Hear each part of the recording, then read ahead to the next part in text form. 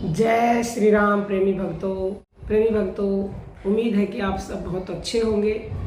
और यदि अच्छे नहीं हो तो भगवान से प्रार्थना करते हैं कि आप बिल्कुल अच्छे हो जाए, स्वस्थ हो जाए, परमात्मा की असीम कृपा पे सदैव बने रहे। तो चलिए इसी उम्मीद के साथ, ऐसे आशीर्वाद के साथ आज की वीडियो की शुरुआत करते हैं, जो कि हेडिंग आपने पढ़ ही लिया होगा कि जब कोई भक्त भगवान के लिए रोता है तो भगवान पर उसका क्या असर पड़ता है, क्या क्या घटनाएं घटती हैं भक्त के जीवन में, और भगवान के ऊपर भी क्या प्रभाव पड़ता है।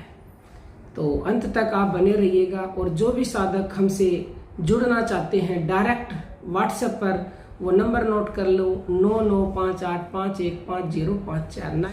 कोई हमसे गुरु दीक्षा लेना चाहता है यानी कि गुरु मंत्र लेना चाहता है तो इस नंबर पर मैसेज करें। और कोई हमसे आकर मिलना चाहता है साकार रूप में तो भी अपना मैसेज करें, क्योंकि अगला साधना शिविर आयोजन होगा तो आपका नंबर उसमें आ जाए, ताकि क्योंकि अभी तो 7 अप्रैल का है तो इसमें तो रजिस्ट्रेशन फुल है और ये कल ही है, तो आगे वाले के लिए आप अभी से अपना नाम नंबर लिखवाएं।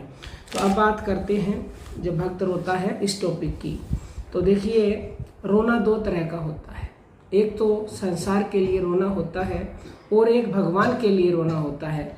और इस रोने में भी फिर दो तरह के रोने हैं। जब भगवान के लिए रोते उसमें भी, और किसी संसारी चीज के लिए या व्यक्ति के लिए रोते हो तो वो भी 2 तरह का होता है। कहते हैं ना, मगरमच्छ के आंसू हैं, बाहरी दिखावा है। तो ऐसे जब आप चाहे संसार के लिए रोगे तो संसार का भी कोई व्यक्ति जो है आपके मगरमच्छ के आंसुओं को देखकर उसका दिल पिघलता नहीं है। लेकिन जब आप अंतःकरण से किसी संसार के व्यक्ति के लिए भी रोते हो तो यदि वह दयालु है, सज्जन है, महापुरुष है, तो तुरंत ही वह आपके आंसुओं को पोंछता है, उससे देखे नहीं जाते। लेकिन कोई दुर्बुद्धि आदमी है, किसी के मन में पेट पाप है, कोई बुरा व्यक्ति है, तो उसके ऊपर प्रभाव नहीं पड़ता। वो तो आपका ऊपर से मजाक और उड़ाता है कि क्यों आंसू बहा रहे हो, कोई नहीं सुनेगा, ये वो कहता है। लेकिन जब महापुरुष और दयालु व्यक्ति के आगे आप रोगे तो वो क्या कहता है कि मुझसे आपके आंसू देखे नहीं जाते। तो जो भी संसारी चीज आप उससे चाहते हो वो मिल जाती है। लेकिन यहाँ ठहरी भगवान के लिए रोने की बात। जब आप भगवान के लिए रोते हो तो ये एक बहुत बड़ी भक्ति है। ऐसे ही कोई किसी के लिए रो नहीं सकता। आप संसार में भी किसी के लिए नहीं रो सकते तो परमात्मा के लिए कैसे रो सकते हो। उनके लिए तो भाई वही रोता है जो वहां तक पहुंच जाता है भक्ति करते करते, जिसका मन रुकता ही नहीं है रोने से। अश्रुओं की धारा ऐसे बहती है जैसे तेल की धारा बहती है, रुकती ही नहीं है। उनकी कथा सुनकर, उनका नाम सुनकर, उनकी मनमोहनी मूर्ति का ध्यान करके वो रोता ही रहता है, रोता ही रहता है। तो जब आप भगवान के लिए अंतःकरण से रोते हो, आर्त भाव से रोते हो, तो रोते समय जो भी आपकी मनोकामना होती है वो पूरी हो जाती है।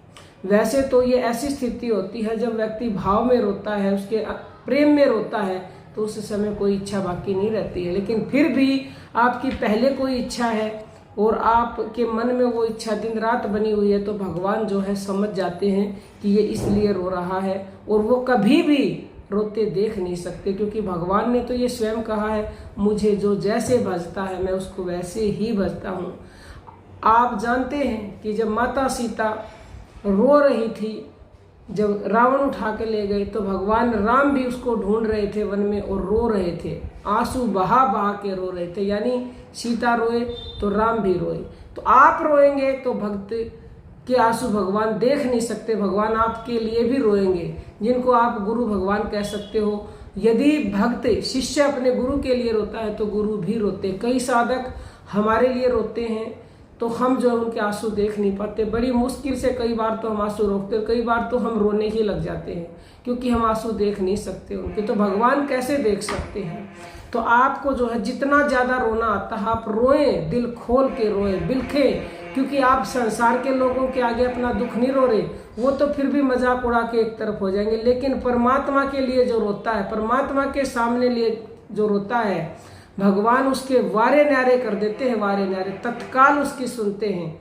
वो स्वयं किसी के द्वारा आपके आंसुओं को पुछवाएंगे, क्योंकि कृपा करते नहीं बताते, बन जाते अनजान भगत के वश में है भगवान, भगत के वश में है भगवान। वो कृपा तो करते हैं लेकिन वो अपना नाम नहीं आने देते। वो किसी से आपके आंसू को पुछवाएंगे, जरूर पुछवाएंगे, हमारा यकीन कीजिए, हमारे आंसू रुक नहीं रहे हैं। आप मजाक मत उड़ाना, क्योंकि ये विषय ही ऐसा है कि परमात्मा का जहाँ नाम आता है हम अपने आप को रोक नहीं पाते हैं। और आज तो रोने का ही विषय है, और रोने से सबसे बड़ी बात है कि आपके पाप धुल रहे हैं, आपका अंतःकरण जो है निर्मल हो रहा है। तो रो, जितना रो सकते, लेकिन जबरदस्ती नहीं। भगवान के लिए भी यदि आप बनावटी आंसू बहाओगे तो बनावट से तो उसको सख्त नफरत है। वो सब जानते हैं, कितना ही धोखा कर लो, चोर बाजारी कर लो, झूठे घड़ियाली आंसू बहा लो, उनके ऊपर फिर असर नहीं होगा। तो प्रेम से रोए, भाव से रोएंगे तो निश्चित तौर से वो आपकी अरदास सुनेंगे, आपके आंसुओं को पोंछेंगे। बड़े बड़े बड़े दयालु हैं, उनकी दया के समान संसार में कोई भी वस्तु नहीं, कोई भी व्यक्ति नहीं। तो ऐसे दयालु परमात्मा के लिए आंसू रोओगे तो व्यर्थ कैसे जा सकते। एक विलक्षण घटना यही घटेगी कि परमात्मा आपके आंसू स्वयं पूछेंगे, आपकी मनोकामना बिन मांगे पूरी हो जाएगी, और आपकी इज्जत लाज बचाने के लिए वो किसी भी रूप में आके आपकी मदद कर जाएंगे, क्योंकि वो हर जगह हैं। जैसे भक्त प्रहलाद के लिए वो खम्भ में से प्रकट हो गए, तो आपके लिए भी कहीं से भी प्रकट हो जाएंगे, क्योंकि न जाने किस भेष में आकर काम हमारा कर जाते हैं और हम समझ नहीं पाते हैं। हर रूप में नारायण है, हर रूप में नारायण है।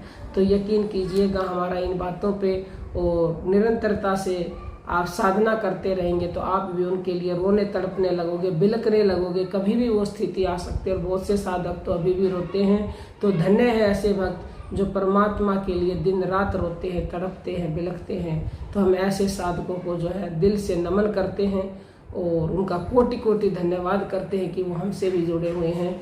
जय श्री राम, जय जय श्री राम।